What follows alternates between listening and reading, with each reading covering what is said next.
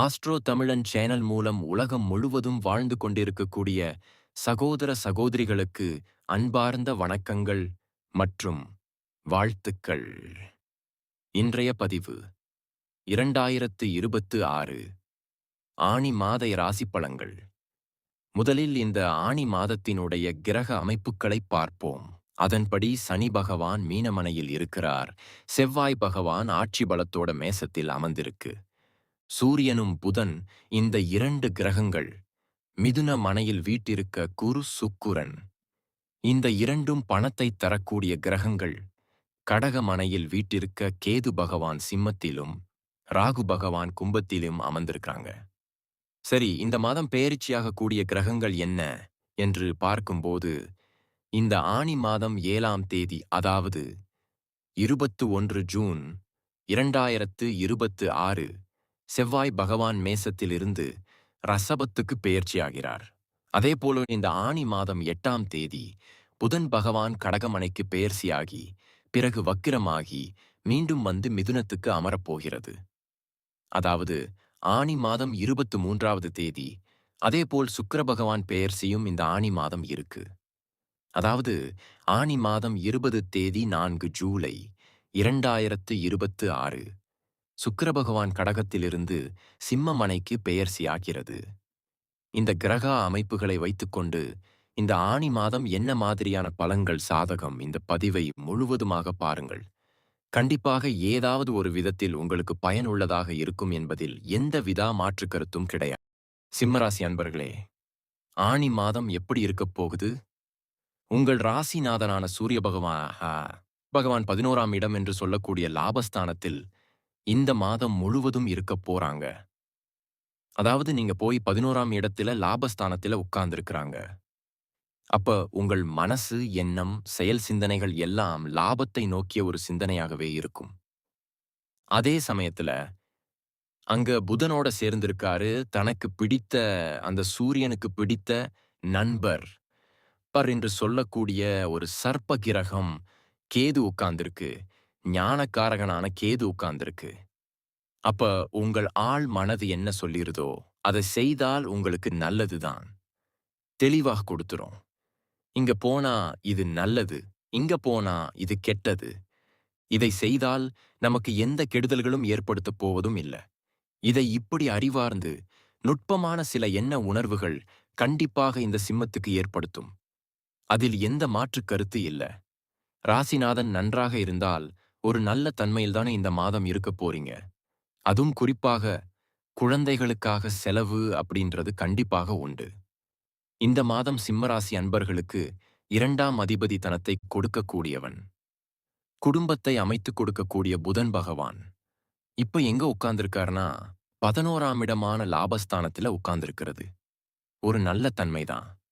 ஆனா அதே சமயத்துல அந்த புதன் பகவான் வருகின்ற ஆனி மாதம் 8ஆம் தேதி கடகத்தில் வந்து விரயஸ்தனத்தில் வந்து அமரியிருக்கிறார். அதுக்கு பிறகு வக்கிரம் அடைந்து மீண்டும் மிதுனத்துக்கே போறாரு. இப்படி இந்த புதன் இருப்பதனால தனம் விஷயத்துல, குடும்ப விஷயத்துல, வாக்கு விஷயத்துல கரெக்டாக இருக்கணும் என்பதை ஞாபகத்துல வைத்துக் கொள்ளுங்க. ஏன் அப்படி சொல்றேன்னா, சனி பகவானும் 8இல் இருக்கிறார். இந்த சிம்மராசி அன்பர்களுக்கு இப்ப அஷ்டம சனி நடந்து கொண்டிருக்கு. நேராக சனி பகவானை எங்க பார்க்கிறாரு அப்படின்னா, 6ஆம் அதிபதியான சனி பகவான் குடும்ப விஷயத்தில் 3ஆம் நபர்களின் குறுக்கீடு வராமல் பார்த்து கொண்டாலே உங்களுக்கு பாதி பிரச்சனை தீர்ந்து விட்டது அப்படின்னு நீங்க எடுத்துக்கொள்ளுங்கள். அப்போ தனாதிபதி, குடும்பாதிபதி, வாக்குஸ்தனாதிபதி லாபஸ்தனத்தில் அமர்ந்து கொண்டு அதற்கு பிறகு விரயஸ்தானத்தில் வருவதாலே அது 5ஆம் அதிபதியுடன் சேர்ந்திருக்கனாலே குழந்தைகள் படிப்புக்காக செலவு செய்யக்கூடிய அமைப்புகள், குழந்தைகள் வெளியூர்ல படிக்கக்கூடிய வாய்ப்புகள், சந்தர்ப்பங்கள் இந்த சிம்மராசி அன்பர்களுக்கு அதிகமாக இருக்கிறது. அதாவது தான் பிறந்த ஊரை விட்டு வெளியே மற்ற மாநில அல்லது மற்ற மாவட்டம் சென்று படிக்கக்கூடிய அல்லது வெளிநாட்டில் சென்று படிக்கக்கூடிய என்ன உணர்வுகளை கொடுக்கக்கூடிய அமைப்பும் இருக்கிறது. இந்த ஆனி மாதத்தில் பிரகாசமாக இருக்கிறது. 3ஆம் அதிபதி முயற்சி ஸ்தானத்தின் அதிபதி, தைரிய வீரியத்தை கொடுக்கக்கூடியவன். யாரென்றால் சுக்கிர பகவான். அந்த சுக்கிர பகவான் உட்கார்ந்திருக்கிறார்னா, எல்லாமே இருக்க பட்ட எதுவும் இல்லாத மாதிரியான ஒரு வருத்தத்தை கொடுக்கக்கூடிய அமைப்பு இந்த சிம்மத்துக்கு உண்டு அப்படின்னு சொல்லுவேன். சுகத்தை கொடுக்கக்கூடியவன் யார் என்ன? 4ஆம் அதிபதிதான். யார் என்ன? செவ்வாய். அந்த செவ்வாய் 9ஆம் இடமான வீடு, வண்டி வாகனங்கள். இந்த காலகட்டத்தில் வாங்கலாமா? ஒரு இடம் வாங்கும்னு ஆசைப்படுகிறேன். வாங்கலாமா? தாராளமாக வாங்கலாம். வாங்குவதற்கு எந்த தடை இல்லை என 4ஆம் அதிபதியாக இருக்கக்கூடியவர். அவர் இந்த ஆனி மாதம் 7ஆம் தேதி 21 ஜூன் 2026 10ஆம் இடத்துக்கு ரிஷபத்துக்கு பேயர்ச்சியாகிறார். அங்கிருந்து நேர 4ஆம் இடத்தை பார்க்கிறார். அப்ப தன் வீட்டை செவ்வாய் பார்க்கும்போது வளர்ச்சி அடிக்கூடிய தன்மைதான். இடம், நிலம், வீடு, வண்டி, வாகனம் இதெல்லாத்தையும் வாங்கிக் கொள்ளலாம். வாங்குவதற்கு தடையில்லை. ஆனா என்னன்னா, ஒரு இடத்தை வாங்கும்போது அங்கு டாக்குமெண்ட் பர்ஃபெக்டா இருக்கும். ஏன்னா புதன் 12ஆம் இடத்துக்கு வரார், மீண்டு வக்கரமாகிறார். அந்த டாக்குமெண்ட்டுக்கு சொந்தக்காரர் தான் புதன். அந்த புதன் வக்கரமாக இருக்கும்போது அப்படியெல்லாம் ஏதோ ஒரு வகையில் உங்களுக்கு உபத்திரம் கொடுப்பதற்கான வாய்ப்புகள் இருக்கிறதுனால், எந்த இடத்தை வாங்கினாலும், நிலத்தை வாங்கினாலும், காலி இடத்தை வாங்கினாலும், எது வாங்கினாலும் பத்திரப்பதிவு நடக்கும்போது 100% டாக்குமெண்டில் ஏதாவது வில்லங்கம் இருக்கா இல்லையா என்பதை பார்த்து வாங்கணும் அப்படின்றதை ஆழமாக மனதில் பதிவைத்துக் கொள்ளுங்கள். இந்த சிம்பராசி அன்பர்கள் 5ஆம் அதிபதி உச்சம். குழந்தைகள் நன்றாக இருக்குமா? நன்றாக இருக்கும் குழந்தைகள் நன்றாக படிக்கக்கூடிய சூழ்நிலை, சந்தர்ப்பங்களை உருவாக்கும். அது வெளியில் போக வைக்கும். என்ன சொல்றது, வித்தியாசமான ஒரு என்டர்டைன்மெண்ட்டுக்கு செல்ல வைக்கக்கூடிய அமைப்பும் இருக்கு. நன்றா படிக்கக்கூடிய அமைப்புகள், சந்தர்ப்பங்கள் உண்டு. குழந்தை பிறப்பு சம்பந்தப்பட்ட விஷயத்தில் சில தடைகள் இருந்தாலும் சில செலவு செய்து குழந்தை பாக்கியம் கிடைக்கக்கூடிய அமைப்புகள், சந்தர்ப்பங்கள் என்ற அமைப்புக்கே ஏற்ப அந்த 8ஆம் இடத்து அதிபதியான குரு பகவான் 8ஆம் இடத்தை பார்க்கின்ற காரணத்தால் அந்த 6, 8, 12ல ஒரு அதிர்ஷ்டம் என்பதும் பெற்றுக் கொடுக்கும். இது நடக்கலை, நடக்காது என்று நினைத்துக் கொண்டிருந்த சில விஷயங்கள், திடீர் ப்ரமோஷன் சம்பந்தப்பட்ட விஷயங்கள், திடீர் மாற்றங்கள் சம்பந்தப்பட்ட விஷயங்கள் கண்டிப்பாக ஏற்படுத்தும். அதாவது நடக்காது என்று நினைத்துக் கொண்டிருந்த ஒரு சில விஷயங்கள் அது நல்லவையாகவே முடியும். அதில் மாற்று கருத்து என்பது இல்லை.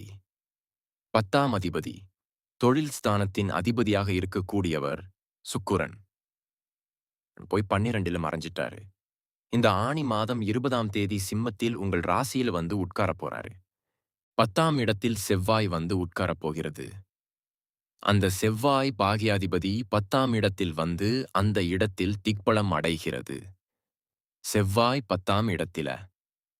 அப்போ அதிகாரம் அப்படிங்கிறது சிம்மராசி அன்பர்களுக்கு சொல்ல வேண்டியது இல்லை.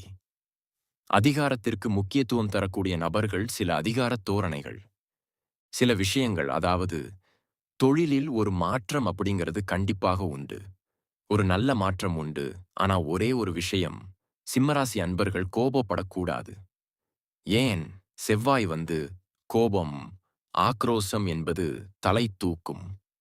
அந்த நிதானம், பொறுமை அவசியம். இந்த சிம்மராசி அன்பர்கள் யாராவது ஏதாவது சொல்லிட்டு ஆனா கூட அந்த எமோஷனல் ஆயிட்டு உடனடியாக பாப்பீங்க.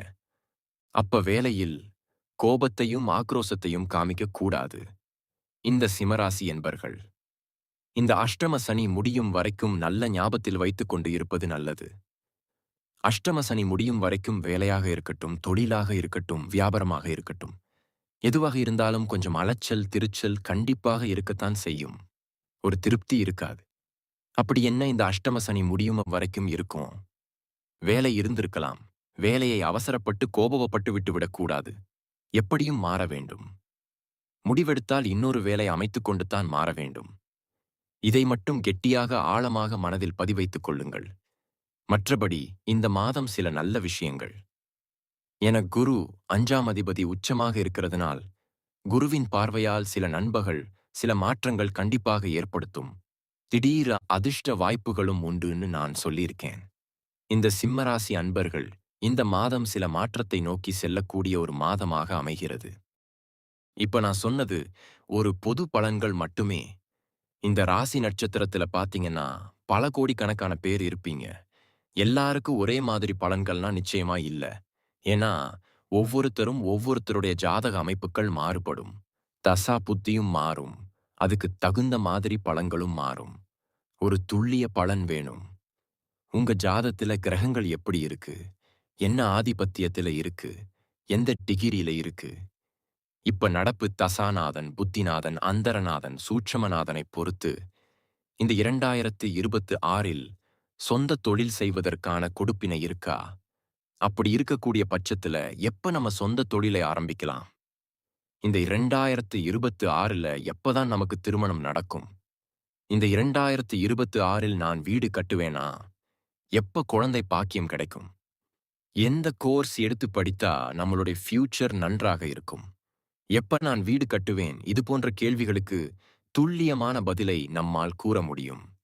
நீங்கள் எங்கள் சேனலை முதல் முறையாக பார்க்கிறீர்கள் என்றால் மறக்காமல் சப்ஸ்கிரைப் பண்ணுங்க. மற்றும் பக்கத்தில் உள்ள பெல் பட்டனையும் ஆல் என்கின்ற நோட்டிஃபிகேஷனும் கிளிக் செய்யவும்.